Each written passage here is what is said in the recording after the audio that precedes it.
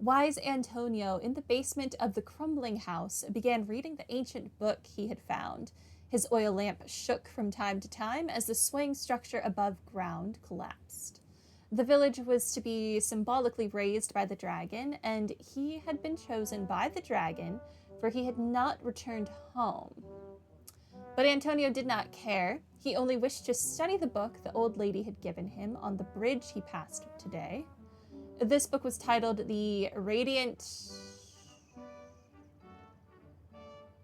I don't know. Charter? Maybe? And within was...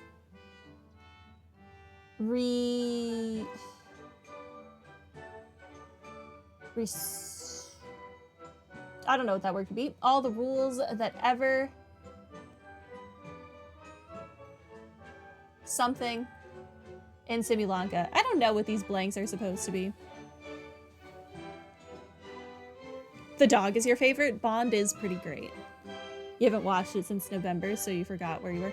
I never actually watched the second half. I only watched the first half. I meant to start reading it. I just haven't had time. What are these blanks supposed to be? I don't care anymore. In Simulanka must follow. Rules that every being in Simulanka must follow. That's a really long blank for just being. It was written in the language of world's creation at the very start, and if Antonio was not possessed of extraordinary wisdom and deciphered this primordial text, there would have been no study to be had. This book recorded no solutions as to resolving the difficulty that Constellation satellites presently faced. Constellation satellite? What is that? Hello, Moriaris. Welcome to stream. Every being within Simulanka? Oh, that would make sense. Radiant chart. That's what I thought. It's just this bottom one was really messing with me. But if it is within, that would make sense.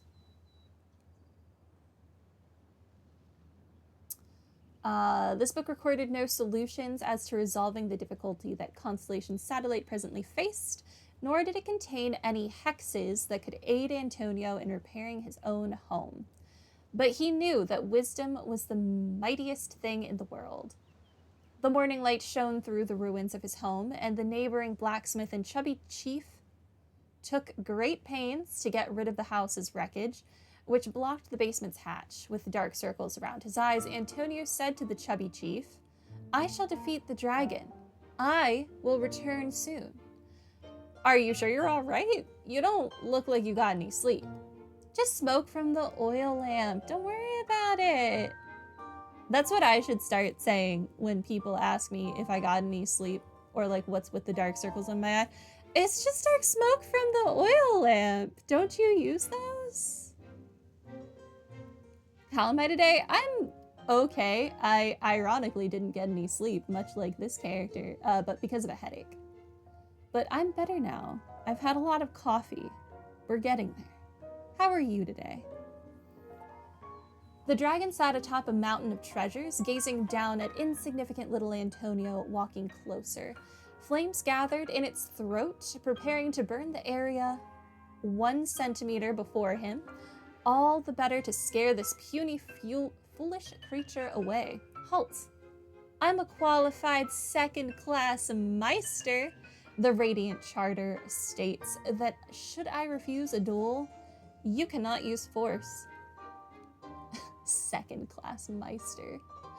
This restriction did indeed exist, and so the wicked dragon swallowed its flames whole. Ah, how it dreaded going to the toilet tomorrow. What is happening? Antonio, for his part, had not expected that the second-class rust-clearing Meister qualification exam he had taken on a lark would come in useful. And since I am a second-class Meister, I propose a duel of riddles. You cannot refuse. This is only the second of 3. Don't you love when people go, "Wow, you look tired"? Yeah. I do now. I feel tired now. Thanks for asking. So many people would say that to me when I worked in my coworkers would. when I worked in like public service. And I'd be like, well, I was fine until you said that. Do I look bad? I thought I was fine. Now, Sri-Lanka had just such a law, mainly for the benefit of sphinxes, old sages, and princesses who wished to make life hard for others. Joke's on you, sir. I've read the Odyssey. I know the Sphinx nonsense. I've read the everything. Iliad, Antigone, so many things.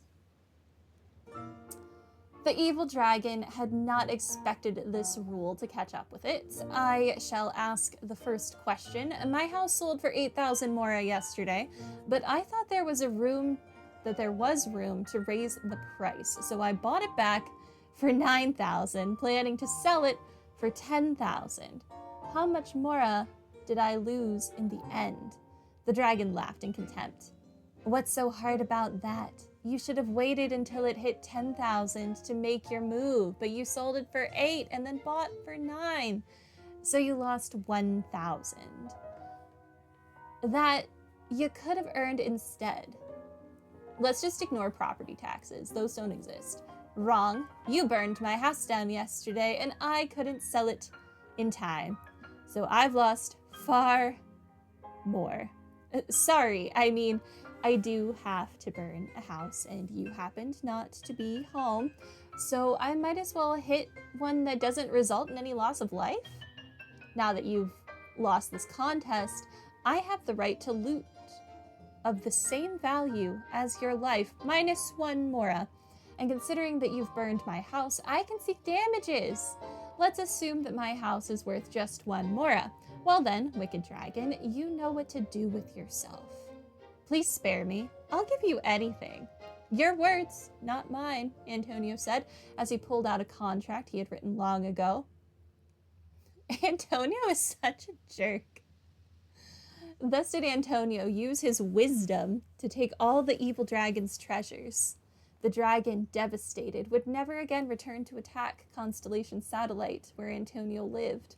Many years later, a child asked Antonio, "You sold your place for 8K and spent 9K buying it back, so it looks like you actually did lose 1,000 mora?"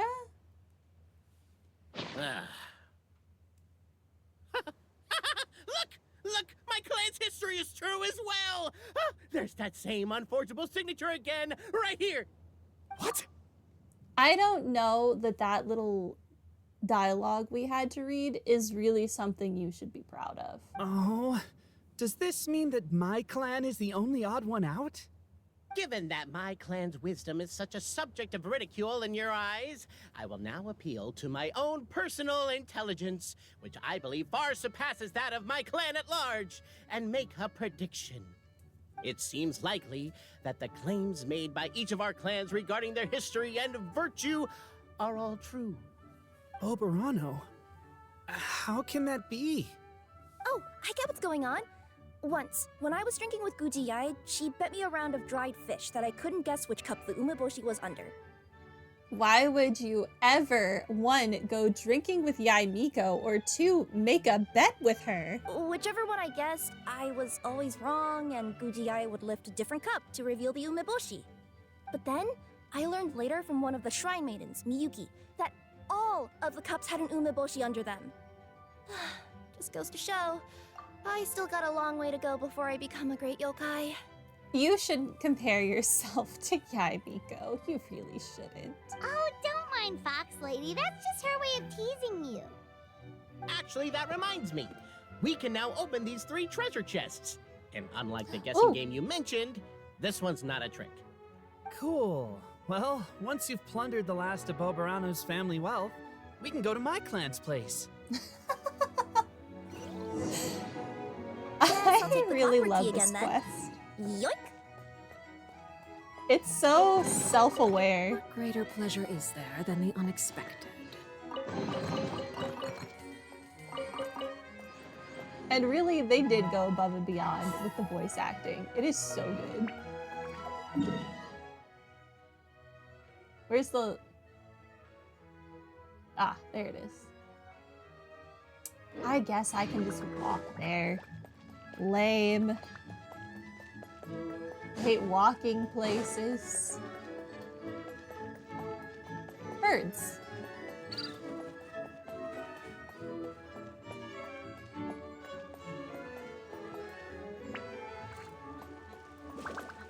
Where are we going, though? So many giant guards. Oh, do tell. Giant guards where?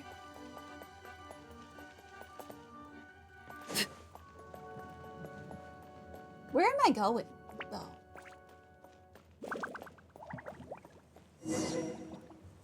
The cohort of truth seekers followed Albizzi to his clan's sacred site. They arrived to the site of a giant guard towering over them. Up ahead is my clan's gigantified guard. He can be a little pig-headed, and he's incredibly strong. Your weapons won't even scratch him. Wait, but wasn't Kappe's clan the one that's all about strength? So, what do you guys believe in then? I'm sorry, did you just say my weapons won't even scratch him? Challenge accepted. He's a little wood soldier, and I have a fiery death scythe. Oh, the guard is one of Kappe's people. Size is a coveted trait in the clan of strength, after all. Mine is the clan of empathy, and our key contribution is growth serum. What's empathetic about that? Our ancestors believed that, just maybe, the dragon of old didn't mean us any harm at all. Perhaps the dragon simply didn't notice us, since we are so very tiny. So, they drank the growth serum and grew even larger than the dragon. Then, they set the dragon down, calmly explained their perspective, and eventually taught it how to empathize. Okay. The serum isn't what it I once am was, though. Kirata. Nowadays, it doesn't make you grow all that much, and it actually makes you lose your empathy. So, I advise we take a detour. The growth serum makes you lose your empathy?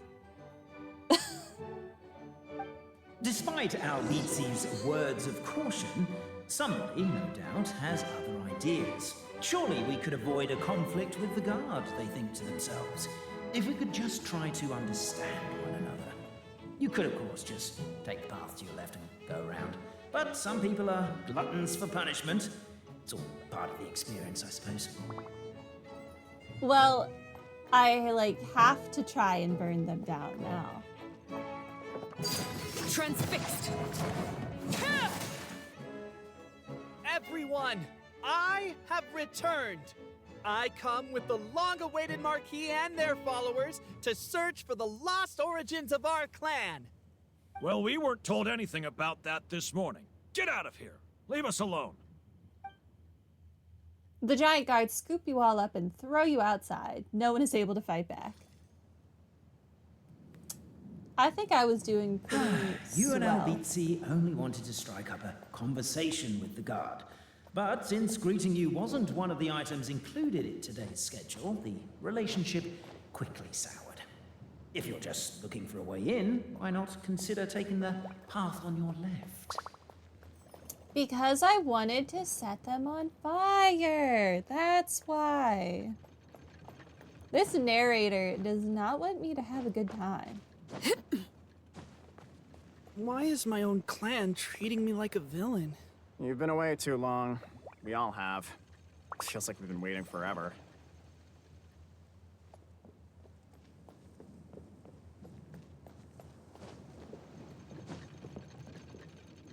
Let's get this show on the road. Oh, more things to break. I want to break the We things. should be getting close. Why is this place so full of junk? Are you the kind of people who never throw away the box when you buy something because you're worried you won't be able to return it without the original packaging? I was about to say I do the same thing, but it's not because of the returning issue. It's because my cat steals the packaging and I don't have the heart to take the box back from her. So my house is just a bunch of boxes for my cat. This is giving Stanley Parable vibes. You've never played it, but you've seen some clips. If it's similar to this quest, I'm gonna have to look into that because I'm really enjoying this quest. We'll never find the Oracle Pillars in all this mess. Never mind that. I'ma We have a break 'em. more pressing issue. It seems there's a slight problem with my clan's family crest. The Marquis may need to utilize their wisdom to solve the issue.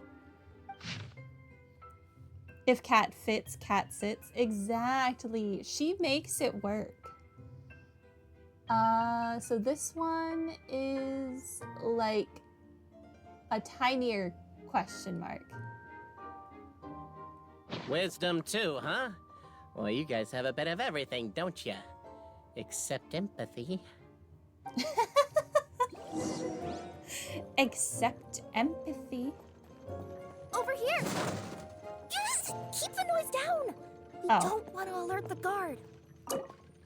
Fine. Fine.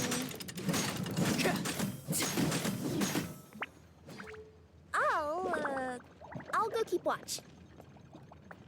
I need these to like be broken though. Okay, what was the shape one more time? Okay, it was tiny. So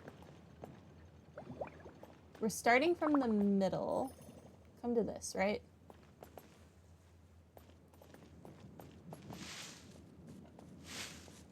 No? Come to this one? Okay, listen. Can't you destroy the boxes a little more quietly? You destroy the boxes. You tell me how quiet it is. Do it. Oh, I wasn't thinking about... Hold on. That's not what I want. Nope, I have messed this up. Okay.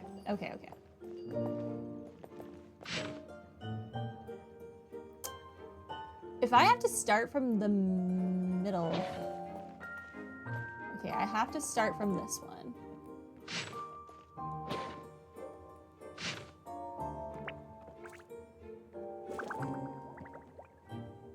Okay.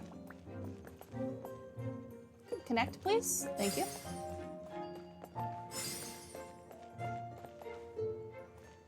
Why aren't you connecting? Connect. Thank you. My reward. This is the last one.